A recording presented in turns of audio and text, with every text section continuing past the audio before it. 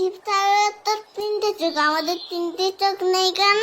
আচ্ছা এদিকে বলছি, শোন, শিবেরও তিনটে চোখ আছে, আমাদেরও তিনটে চোখ আছে, কিন্তু সেটা তুই দেখতে পাচ্ছিস না, কারণ তোর কপালের মধ্যে লুকিয়ে আছে। তুই এক কাজ কর, এই চিনিটা নে, বারবার কপালে ঘষ, দেখবি আস্তে আস্তে চোখটা বেরিয়ে আসছে।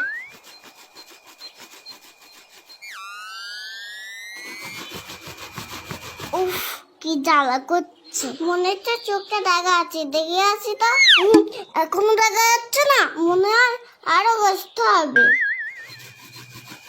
কোন কোন জায়গায় ব্যথা গো বান্ধবী ললিতা? কোন কোন জায়গায় ব্যথা গো বান্ধবী ললিতা?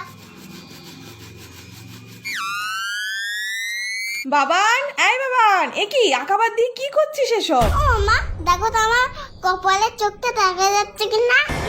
কি অবস্থা করেছিস কপালটার? কেন এইসব বাদজামা করেছিস বল? ওই তো রজতদা তো বললো চিরুনি দিয়ে কপালে ঘষলে শিবের মধ্যে একটা চোখ বেরোবে।